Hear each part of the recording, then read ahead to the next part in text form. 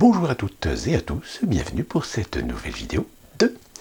Alors je vais essayer de faire plus court qu'à l'habitude, en vous donnant plusieurs informations assez rapido, comme on va dire. Je vais revenir sur le documentaire Hold Up, qui fait son chemin et qui continue évidemment à susciter beaucoup de polémiques. Mais je voudrais juste porter l'attention sur YouTube, où sur YouTube vous avez pas mal de gens qui décortiquent, qui font du débunkage de Hold Up. Alors, soyons clairs, la majeure partie d'entre eux font un travail évidemment de décortiquage, de stratégie, de code, de contenu, de méthodologie. Et en cela, ils ont parfaitement raison. C'est-à-dire que dans la plupart des cas, ils ont parfaitement bien compris comment la réalisation, comment le montage, comment la musique, comment on enchaîne les thématiques, etc. et comment on imbrique un montage efficace pour essayer de délivrer des éléments, des faits, des témoignages.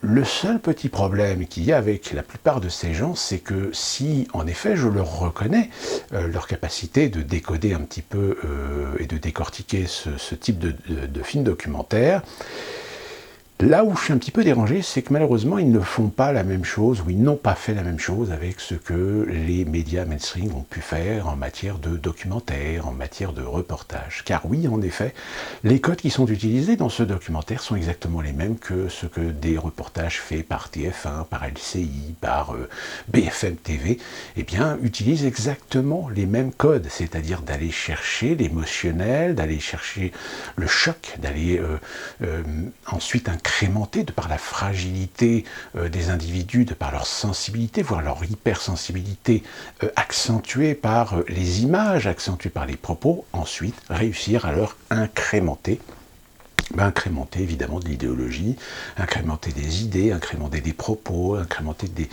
sous-entendus, etc. Ça fait partie du jeu finalement, à ceci près, c'est que comme je l'ai déjà expliqué concernant le documentaire Hold Up émet des éléments. Certains ont l'air de dire qu'ils font de la conclusion hâtive. Moi, j'ai pas particulièrement vu de la conclusion, j'ai plutôt vu du factuel, et le factuel amène à un moment donné, en effet, soit à faire un constat, ou à se poser les bonnes questions. Quand dans le documentaire, ils mettent la gestion du Covid, la gestion de la pandémie par le gouvernement français, je veux dire, il y a des éléments qui sont des éléments factuels, c'est pas du complotiste. Et de là à trouver des liens de cause à effet entre la pandémie, entre le nouvel ordre mondial, entre le grand reset et voire même la 5G, ben, écoutez, il faut être naïf parce qu'il y a un moment donné où il faut bien comprendre que n'importe quelle situation, qu'elle soit locale ou internationale, il y a toujours des gens à un moment donné qui vont en tirer un profit, qui vont en tirer profit de la situation. Donc à un moment donné, je pense qu'il faut arrêter d'être naïf. Et malheureusement, j'ai pu constater par moi-même certains youtubeurs qui font justement du décortiquage, de la critique, etc. Ils ont une fâcheuse tendance à essayer de vous expliquer les choses comme si vous étiez un peu des crétins, en fait, un peu des idiots, vous voyez, des gens qui n'avaient pas suffisamment de culture pour comprendre la subtilité des choses, pour comprendre le sens des mots, des sous-entendus, que des fois on peut être amené à avoir des conclusions, voire même utiliser des terminologies tout à fait, parfois tout à fait, je dirais, symbolique de l'état d'esprit dans lequel l'auteur du reportage ou l'auteur de l'article a l'intention de faire véhiculer en sous-entendu ou par multiples procédés syntaxiques, sémantiques, pour vous amener à comprendre le positionnement, on va dire, de celui qui est l'auteur. Je prends l'exemple de ce que, par exemple, Le Monde, je crois que c'est Le Monde qui avait introduit son article en disant que le documentaire promet des vérités. Promet des vérités. Non, il n'a jamais été dit ou jamais été écrit nulle part dans la production, que ce soit au niveau du réalisateur, au niveau même de la promotion de ce documentaire, que le documentaire allait promettre de dire des vérités.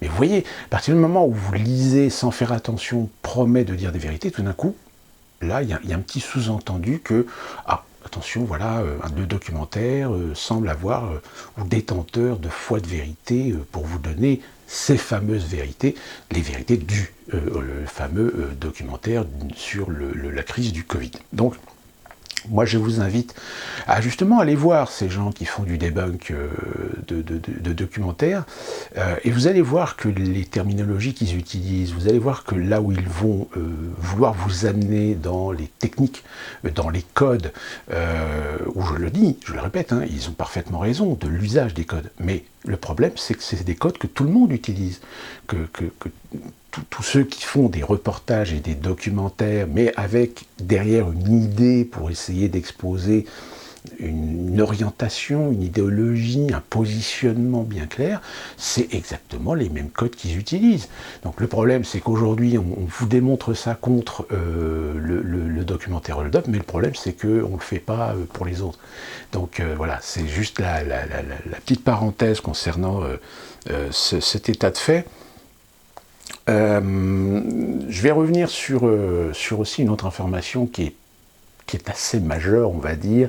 C'est l'OMS qui nous a annoncé qu'il fallait peut-être éviter, qu'elle ne préconisait pas l'usage du Remdesivir. Eh oui, le fameux Remdesivir. Vous savez, je suis parmi de ceux qui vous en ont parlé depuis le mois de mars, je crois, hein, si vous suivez la chaîne, vous savez que j'avais déjà parlé du Remdesivir et de Gilead Sciences, déjà dès le mois de mars, sur le fait qu'on allait en entendre parler, qu'on allait voir émerger dans un certain nombre de tests, puisqu'il était déjà en test sur les essais qu'avaient effectués les Chinois à partir de fin décembre. Eh bien, juste pour vous rappeler un petit peu, vous ramener sur cette chronologie, il y a 6 mois, l'Organisation mondiale de la santé a annoncé que le Remdesivir de Gilead Sciences pourrait être le bon traitement contre le Covid-19. Il y a 6 mois.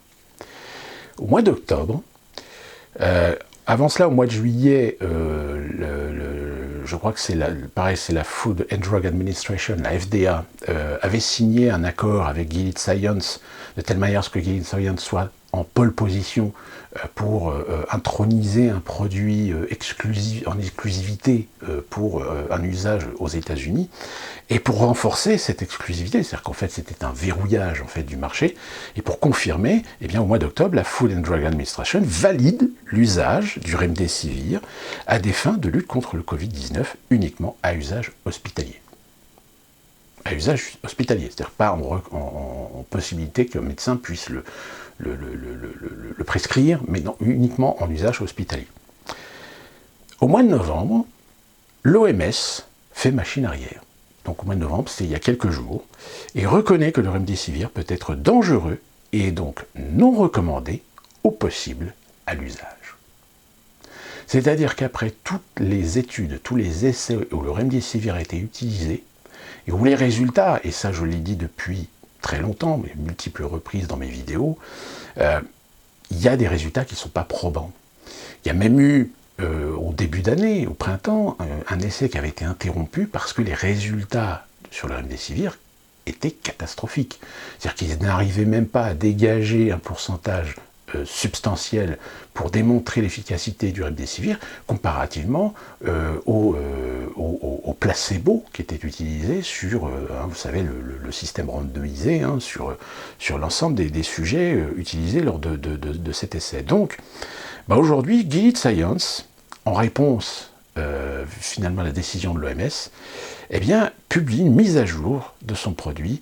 Et là, la mise à jour, eh bien, vous avez une liste beaucoup plus importante sur 1, les contre-indications, et 2, sur les effets secondaires. C'est-à-dire que finalement, aujourd'hui, Gilead Sciences se retrouve avec un produit qui, je rappelle, ne date pas d'hier, hein, c'est un produit qui existe depuis maintenant plus d'1 an ou 2 ans, je crois, que c'était un produit qui avait été développé justement par Gilead Sciences pour essayer de trouver une sorte de palliatif, je crois, dans le traitement du HIV ou quelque chose comme ça, et puis il s'est trouvé que par hasard, le Remdesivir pouvait éventuellement correspondre à des besoins concernant la lutte contre le Covid-19. Donc du coup, le Remdesivir, bye bye.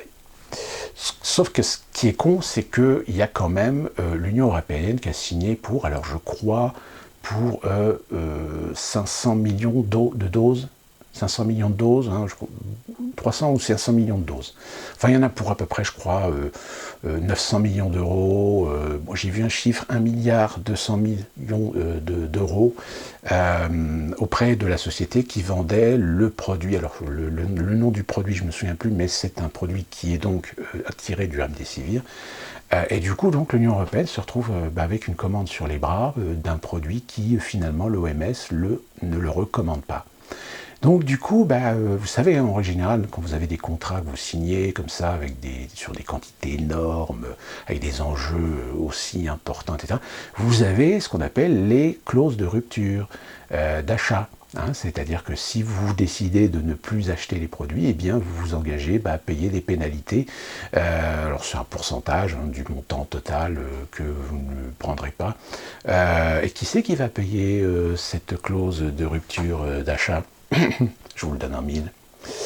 C'est vous. Hein, donc voilà encore une belle aventure qui se finit encore en queue de boudin. Et le fait est, c'est que voilà, ça ne fait qu'augmenter encore plus la suspicion et le manque de confiance envers l'univers de la médecine, l'univers de la santé, où finalement, je vous le dis, il y a encore quelques semaines, il y a beaucoup de médias américains qui vantaient les mérites du remdesivir, du fait que la FDA en autorisait l'usage uniquement en milieu hospitalier sur les traitements Covid-19.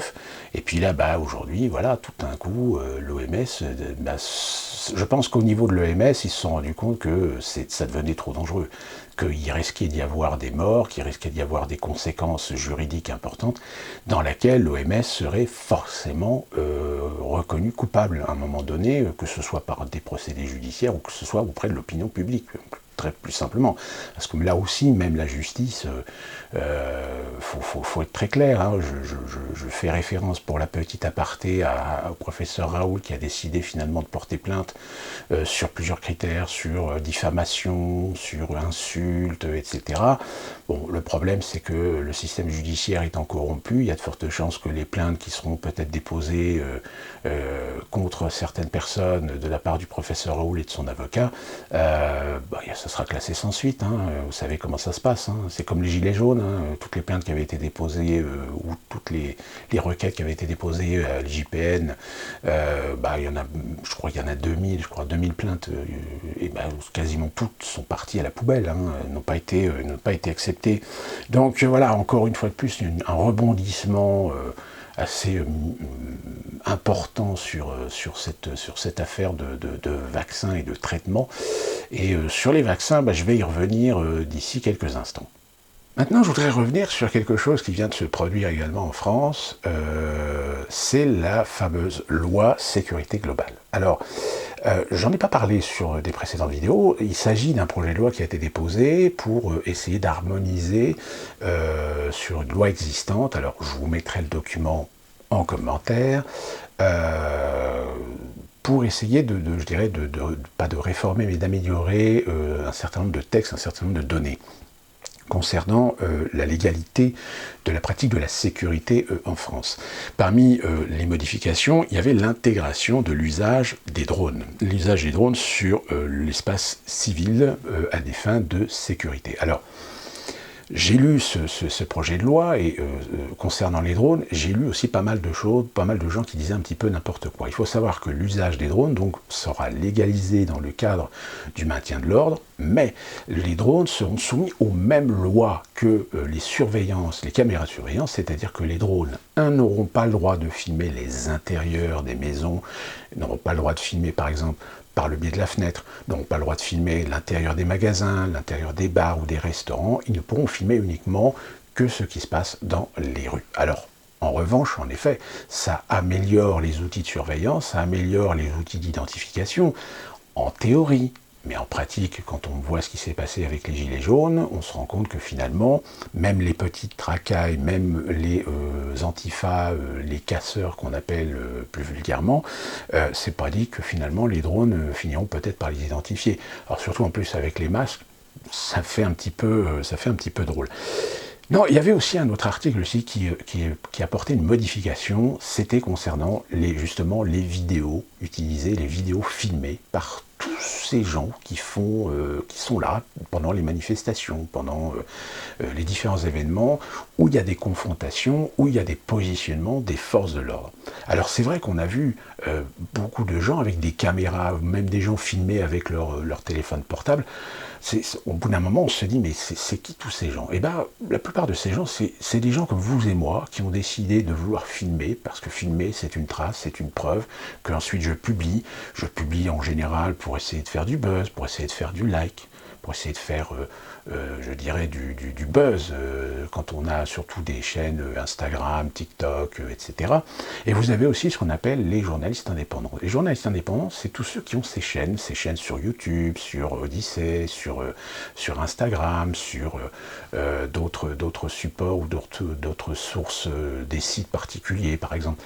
Sauf que la plupart de ces journalistes indépendants n'ont pas de carte de presse. C'est-à-dire que je prends l'exemple d'un de ceux-là qui est à mon sens peut-être le plus connu, vous connaissez certainement, qui est Vincent Lapierre. Vincent Lapierre qui a son site internet, qui a travaillé pendant un temps pour Égalité et Réconciliation, et qui a pris son envol, et qui a son indépendance, et qui a aujourd'hui sa société qui s'appelle, je ne sais plus, qui a son site et sa page YouTube qui s'appelle le Média Libre, ou je ne sais plus le titre, enfin je vous mets le logo ici, hein, si vous ne connaissez pas, je vous invite à aller voir pour juger sur pièce par vous-même le contenu de ce que fait Vincent Lapierre, sauf que Vincent Lapierre fait du journalisme sans carte de presse. Or, ce que va donc prévoir la loi, c'est que seuls les journalistes officiels, c'est donc les journalistes avec carte de presse, auront le droit de filmer pendant les événements, pendant les manifestations, etc.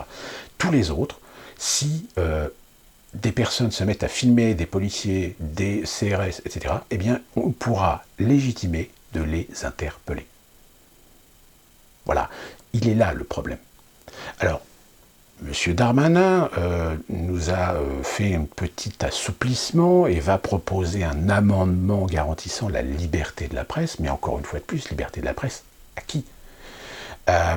Sous couvert aussi, c'est que finalement les journalistes alignés entre guillemets avec carte de presse, la plupart d'entre eux se disent nous de toute façon on fait notre boulot, parfois un petit peu alignés, mais il y a aussi des journalistes qui ont des cartes de presse et qui eux ne se laissent pas faire, c'est-à-dire qu'ils mettent et diffusent des vidéos sur justement les événements qui se produisent souvent dans les manifestations. Eh bien, il sera peut-être prévu que toute vidéo devra être certifiée ou devra être, on va dire, autorisée à être utilisée par le média auquel le journaliste appartient. Donc, vous voyez, il y a beaucoup d'ambiguïté dans la chose, c'est-à-dire que finalement, si il y a application de cette loi scrupuleusement, eh bien, toutes les personnes qui filmeront pendant les manifestations, qui filmeront des policiers, des CRS, des flics de la BAC, ou des choses comme ça, eh bien, pourront être interpellés, pourront être pas condamnés, mais pourront recevoir une amende, et voire même la censure, c'est-à-dire la destruction, la suppression de leur support vidéo, de leur carte, voire même détruire leur carte, pour que les policiers soient sûrs que les vidéos soient détruites. Là, ça pose clairement un problème éthique. Ça pose un problème éthique, ça pose un problème de liberté, pas seulement liberté de la presse, mais liberté d'informer. Donc là, évidemment, il y a eu pas mal de chambardements sur Internet contre ce projet de loi. Le projet de loi a été voté, je crois, en première lecture par l'Assemblée nationale, et maintenant va passer au Sénat. On va voir ce que le Sénat va en décider, et ensuite ce projet de loi doit ensuite être présenté au Conseil constitutionnel, qui doit statuer sur la valeur, sur la véracité, pas la véracité, mais la conformité par rapport à la Constitution de ces textes de loi. Donc la loi suit son cours sur le plan législatif, mais ce qui choque, c'est le fait que le texte ait été voté en première lecture à l'Assemblée nationale. là, ça pose en effet aussi un problème éthique. L'Assemblée nationale, c'est les députés, c'est les représentants du peuple. Or, si les représentants du peuple votent une loi qui autorise de réduire la liberté d'informer, la liberté d'expression, la liberté de presse, pour des gens qui, je le rappelle, sont des gens, les gens qui sont ciblés, qui sont visés, ce sont ceux qui ne sont pas accrédités, en sachant qu'attention, la liberté de la presse, ça ne veut pas dire la liberté de la presse uniquement pour les gens accrédités. La carte de presse, c'est une, on va dire, une organisation, on va dire entre guillemets, structurelle qui s'est instaurée avec le temps, mais vous et moi, nous pouvons très bien demain nous décréter journalistes. Il n'y a aucune loi qui interdit ou qui oblige un journaliste de faire du journalisme, de faire de l'investigation avec une carte de presse. On peut très bien le faire sans.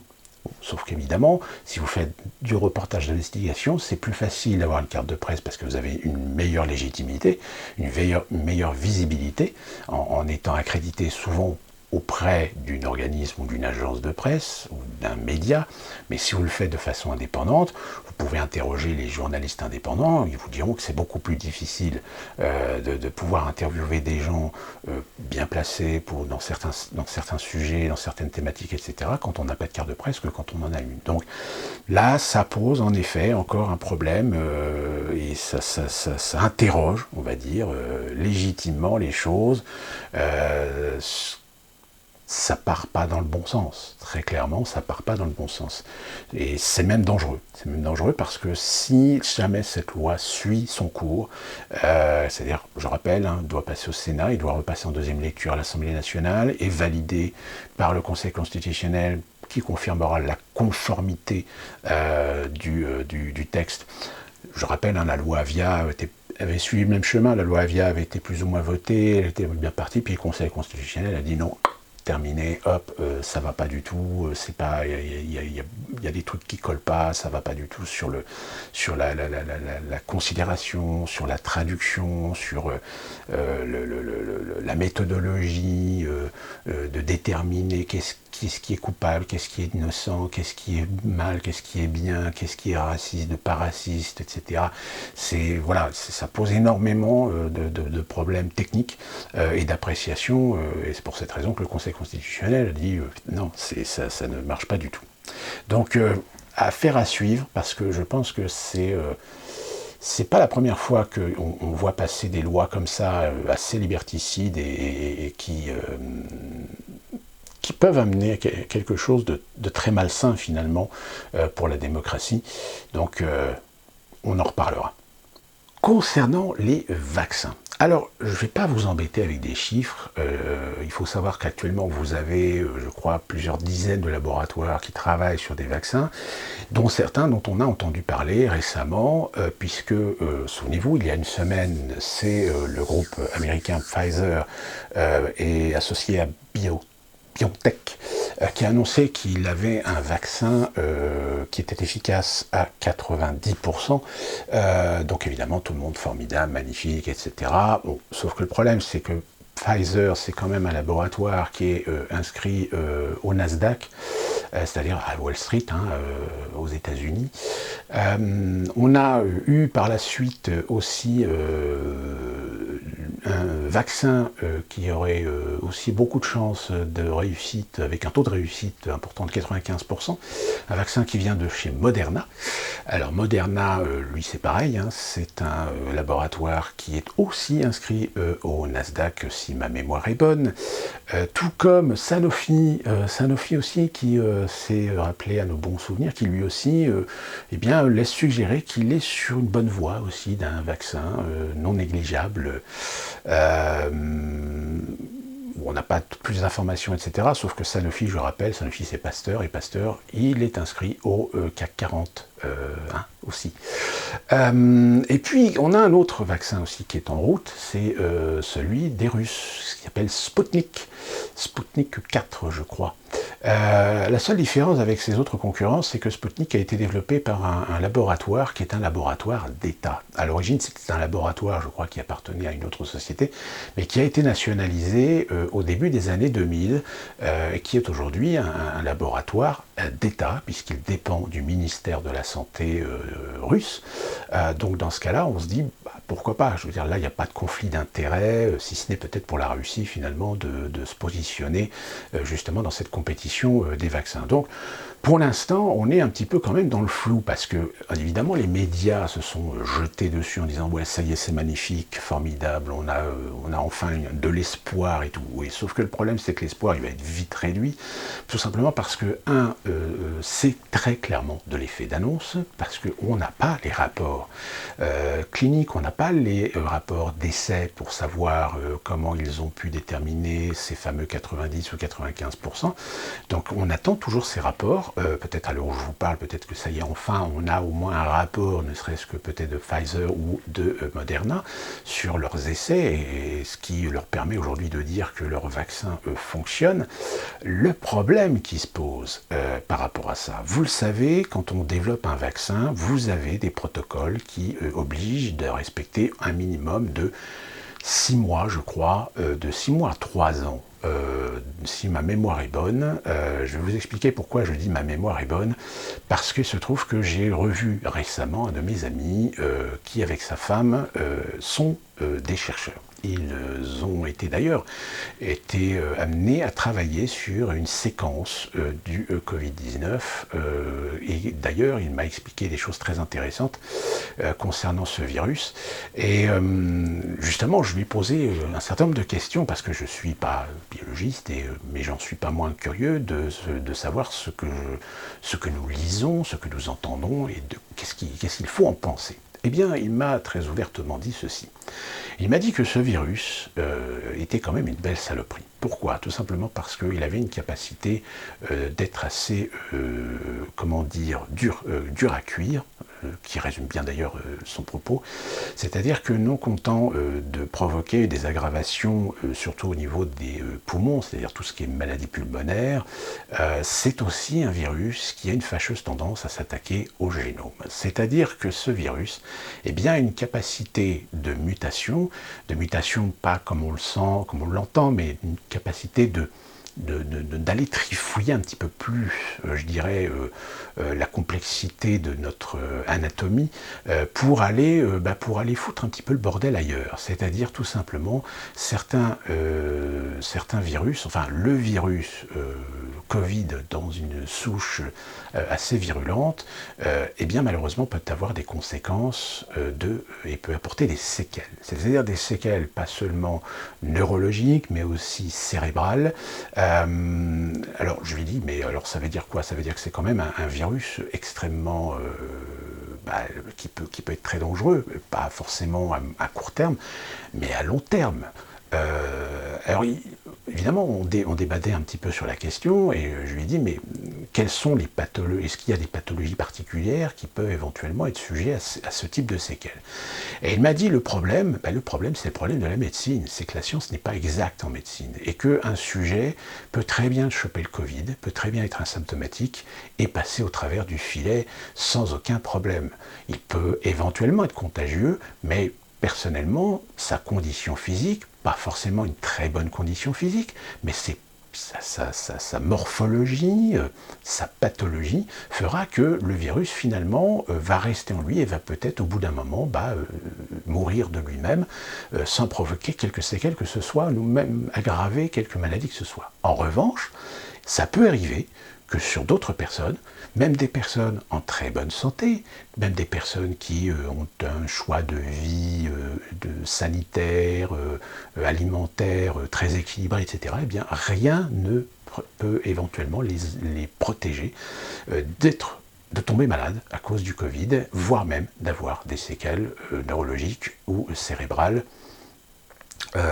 ou d'autres d'ailleurs, parce qu'il m'a dit qu'ils ont réussi à mettre le doigt dessus de par leur recherche sur cet état de fait, mais que le champ le champ de séquelles, le champ de conséquences que ce virus peut entamer sur justement cette capacité d'altérer un petit peu le génome, peut élargir en effet le champ des conséquences et des séquelles à terme. Donc c'est pour cette raison qu'il m'a dit, le problème, ce qui l'inquiète, c'est que, en effet, le seul moyen d'essayer de limiter la casse, c'est en effet le vaccin. Là-dessus, je pense qu'il n'y a pas à tortiller du cul pour chier droit, comme dirait l'autre. Il n'y a pas d'autre issue, il n'y a pas d'autre solution. Le seul problème, c'est que un vaccin, c'est un vaccin. C'est-à-dire que soit il peut être efficace, soit il peut très bien ne pas l'être. D'ailleurs, on a pris l'exemple du vaccin de la grippe. Je prends mon exemple, je n'ai jamais été vacciné de la grippe depuis 1992 et j'ai jamais chopé la grippe. Et pourtant, j'ai eu un métier où j'ai eu du contact avec du public, où j'ai eu du contact avec des gens assez régulièrement. À chaque fois qu'il y avait des épidémies de grippe, j'ai quand même côtoyé des gens, etc. Et je n'ai jamais chopé la grippe. Donc ça veut dire que le fait que j'ai été peut-être exposé à beaucoup de gens, à beaucoup de virus, de bactéries, etc., j'ai peut-être construit moi-même ma propre immunité pour justement lutter contre les virus de la grippe de façon efficace. Ce qui n'est pas forcément le cas de tout le monde. Et d'ailleurs, on souriait un petit peu, c'est que sur le fait que nous soyons français, qu'en France, nous sommes, enfin, personnellement, et peut-être vous aussi, je fais partie d'une génération où on s'amusait, je prends l'exemple le plus significatif, c'est qu'on s'amusait dans la boue, on s'amusait dans les bacs à sable, on s'amusait dans des endroits où il y avait des virus, où il y avait des bactéries. Donc on a grandi, on a forgé, on a construit nos propres immunités. Or aujourd'hui, les nouvelles générations, les premières, deuxième ou troisième générations, c'est-à-dire les générations qui sont peut-être nées dans les années 90, dans les années 2000, eh bien malheureusement, ceux-là, ils vivent dans des mondes aujourd'hui aseptisés. Alors là, je parle évidemment des sociétés occidentales ou un certain nombre d'autres pays. Et la preuve en est, et il me disait, cet ami, c'est regarde ce qui s'est passé en Afrique. En Afrique, on s'attendait à une hécatombe, on s'attendait à une catastrophe apocalyptique. Or finalement, ça n'a pas eu lieu. Il y a eu des morts, il y a eu en effet des cas de contamination assez élevés, mais pas autant que ce qu'on pouvait en attendre des pays africains. Un, parce que il y a eu l'usage de la chloroquine, et deux, parce que ce sont des pays où les us et coutumes, où les régimes sanitaires ne sont pas les mêmes que dans les pays occidentaux. C'est-à-dire que ce sont des individus qui ont peut-être forgé eux-mêmes un certain nombre d'immunités, et y compris vis-à-vis du Covid. Donc, alors, attention, ce que je vous dis là, c'est une synthèse, hein, je ne vais pas aller dans le détail, je ne suis pas scientifique, etc. Et il m'a dit, le problème, c'est qu'aux États-Unis, pourquoi il y a autant de gens qui tombent malades, pourquoi il y a eu autant de morts? Tout simplement parce que la société américaine est une société aseptisée. C'est-à-dire que les Américains ont amoindri leur capacité d'immunité, de construction d'immunité, parce que justement, c'est une société, la société du vaccin, la société du médicament, la société de la surmédication. C'est-à-dire que le moindre petit pépin, le moindre petit truc, hop, tout de suite, un traitement, un médicament. Je fais l'expérience, hein, je ne connais pas un seul Américain dans mon entourage, pas un seul Américain dans mon entourage qui n'a pas un traitement à vie. Et quand je dis un traitement à vie, c'est-à-dire qu'ils ont toujours de toute façon quelque chose où on leur dit, il faut prendre ceci, prenez ça pendant 6 mois, prenez ça pendant 3 mois, prenez ceci pendant... Tous sans exception. Donc, quand vous voyez ça, et malheureusement c'est ce qui est en train de se produire aussi, ce qui est en train d'arriver dans les pays occidentaux en Europe, c'est-à-dire cette médication en tout et pour tout, en oubliant presque les vieilles méthodes de grand-mère, eh bien malheureusement aujourd'hui ils en payent le prix, c'est-à-dire qu'ils ont un niveau d'immunité, un niveau de défense immunitaire qui est beaucoup plus faible que ce que nous autres, ou peut-être les jeunes générations, ou les plus anciennes générations ont. Et la preuve en est, c'est que quand on regarde la carte des États-Unis, les niveaux de contamination, on se rend compte que dans les milieux ruraux, dans les milieux vraiment, mais vraiment très ruraux, la campagne, les taux de contamination sont relativement faibles. sont relativement faibles par rapport à la proportion de population. En revanche, évidemment, c'est la logique de toute façon des pandémies, c'est que dans tous les milieux urbains, alors là, c'est l'explosion. Mais voilà, c'est plus vous avez de la population, plus vous avez des échanges, plus les flux circulent, plus évidemment le virus circule beaucoup plus rapidement dans les milieux urbains, très urbanisés, que dans les campagnes où les gens sont un petit peu plus dispersés. Donc, il y a aussi cette logique-là aussi. Et donc, mon ami m'expliquait toutes ces choses-là, très intéressantes, et il me dit, voilà, le problème fondamental du Covid, c'est que c'est un virus qui est quand même méchant, mais qui est méchant pour des gens qui ont peut-être des faiblesses. C'est-à-dire les faiblesses respiratoires, des faiblesses à cause du diabète, les faiblesses à cause aussi des fumeurs. Les fumeurs, le Covid-19, apparemment, il aime beaucoup les fumeurs, ou des gens qui ont d'autres problèmes, et plus particulièrement, évidemment, les gens qui ont des statuts de comorbidité. Là, évidemment, c'est là que pose le problème. Et c'est là que ça rejoint finalement ce qu'on disait, et ce qu'on entend souvent de la part de bouche de gens qu'on appelle des complotistes, c'est que finalement, au lieu de mettre le paquet sur la protection des gens faibles, des gens fragiles, eh bien en fait, on n'a rien fait. Et on a décidé de faire du confinement pour tout le monde, mais il était déjà trop tard. Le virus avait déjà circulé. Et même encore aujourd'hui, les plus faibles sont exposés. Alors, les plus faibles, on parle des personnes âgées.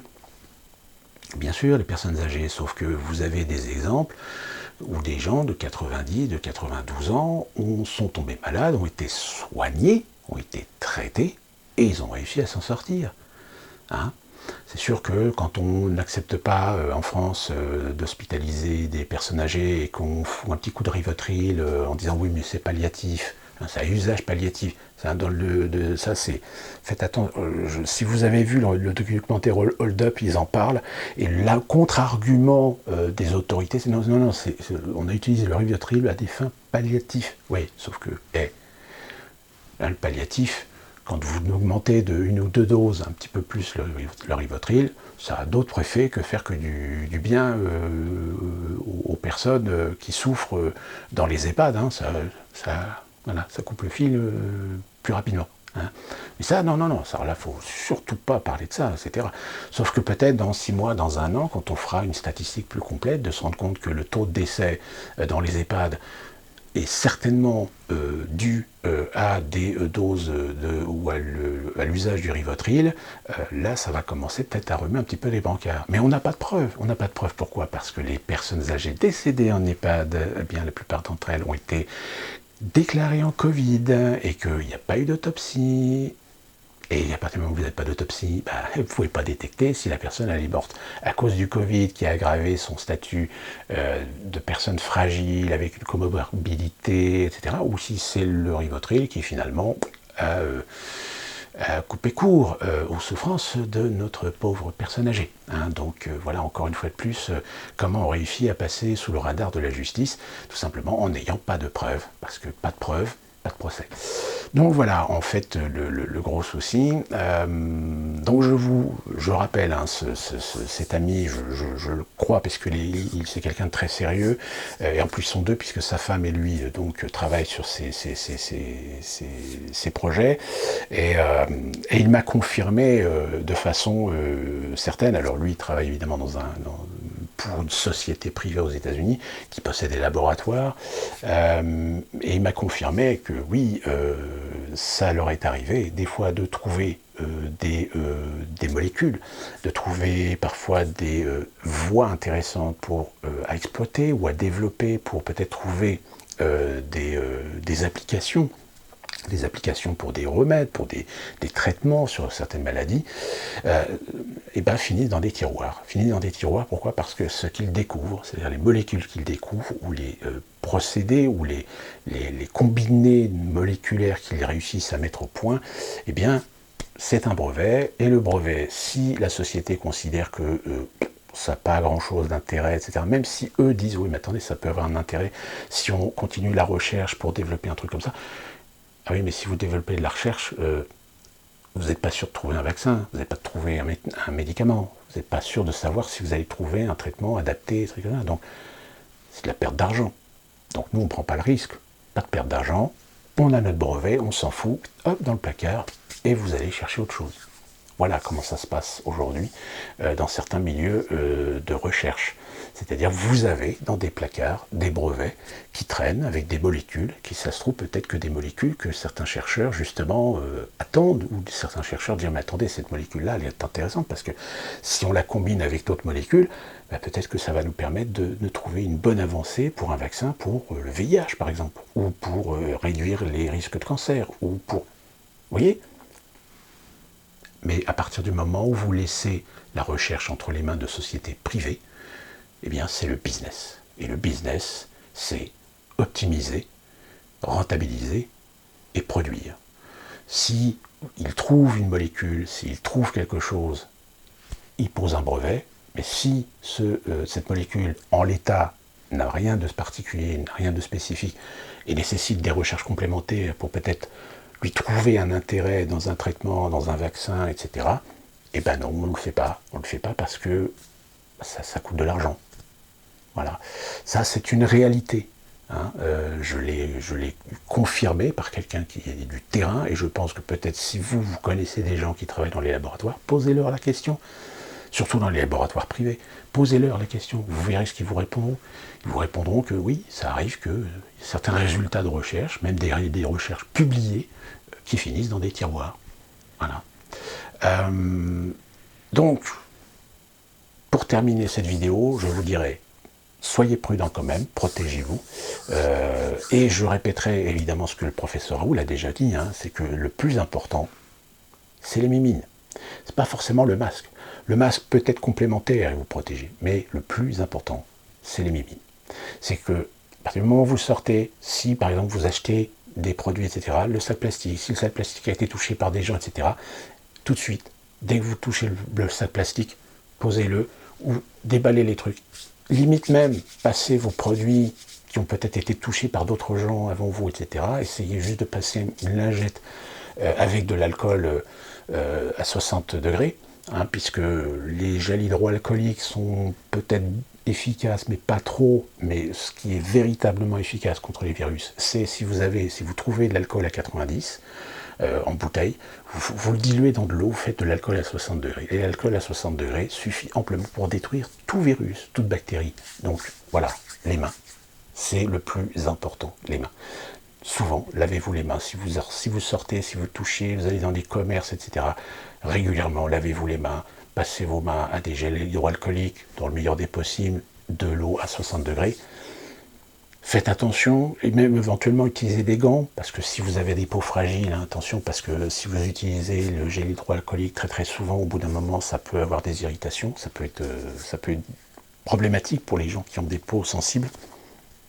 Et donc, je terminerai sur cette vidéo sur justement ces histoires de vaccins où malheureusement, faut-il se vacciner, pas vacciner, faut-il attendre, pas attendre, etc.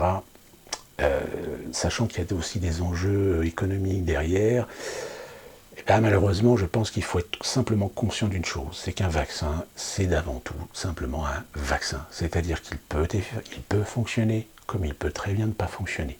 Tout dépendra de vos pathologies, tout dépendra aussi des tests, hein, des fameux rapports de tests à l'aveugle randomisés qu'ils auront fait sur ces vaccins pour savoir quel type de pathologie ressort le plus dans son efficacité et non des moindres. Parce que le problème, ça va être aussi ça, c'est que des laboratoires comme Moderna, comme Pfizer, même Gilead Sciences, quand ils font leurs propres essais, vous comprenez bien qu'ils vont faire en sorte que les essais soient positifs. Et donc c'est là où, et d'ailleurs je trouve que l'interview du professeur Raoult faite par Jean-Marc Morandini était excellente parce qu'il lit bien, il dit mais vous avez pris juste, je crois que Morandini avait lu sur un rapport que l'hydroxychloroquine finalement n'était pas aussi efficace que ça, etc. Et le professeur Raoult lui dit oui mais ça prouve que vous n'avez pas lu entièrement la publication.